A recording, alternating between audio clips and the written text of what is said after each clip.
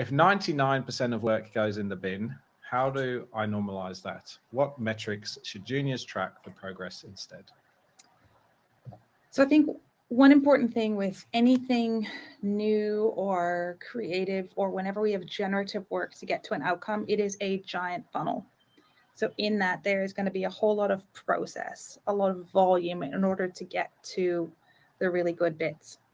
And unless you have the luxury of working in a role where you go start all the way till end, you might be able to see that. But a lot of times there's handovers in between. So, for example, say you're a research agency, you would never go, oh, we never see any of the outcomes of our work. Our whole agency is, not worth it. Well, no, your outcome is one part of that step. So how do you celebrate those interim steps? And I always look at input metrics and output metrics for our teams. Like how many things did we start? How much research did we do? How many concepts did we make? How many prototypes did we do? How much testing did we do? What do we have control over? What kind of quality did we do? And then also what impacts happened. And some of those we have control over and some of them we don't. So if you don't kind of define the metrics and the milestones all the way along, you never know if you're on track or not. Or even if you're working on a really long running project, say you're working on a program that's 2 years, for example, if you can't go, well, what's going to be the next thing we celebrate? Yeah, you lose motivation and go, oh, well, none of this ever happened, or, the project stopped.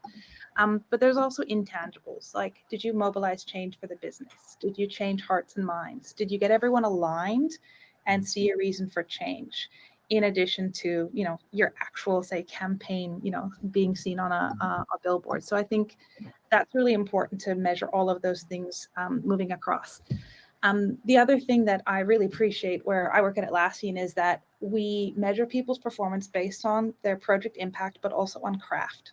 And within craft, we say we use a framework of good, better, best. So good is like, did the job, meets the basic standards. Better is when you are able to make a meaningful improvement. And best is the complete unconstrained, unfeasible, go ham, show us your best stuff. And that shows the quality of the designer, whether the engineers implemented like the basic version or even the better one, but you've been able to still show what you can do creatively. And most of the time it does change hearts and minds. It gets people to move further down the continuum.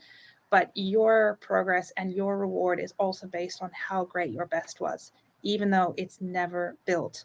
So that acknowledgement of what you did contributed to the collective, or if you shared your best work and another team implemented, we really try to track that stuff. So you have to find success within your constraints. When I worked in service design, not a single thing was ever built. But we still felt successful because we got clients to realize they needed to make change, or we got our sponsor promoted. It's whatever you frame success as in that constraint. Or sometimes I'm like, did I take a team who didn't know how to do this and I taught them the skills? Or did I learn something? Or did I decide what I don't want to do? That's also really good. Or was I able to just sit in a holding pattern because I had a lot of stuff going on personally?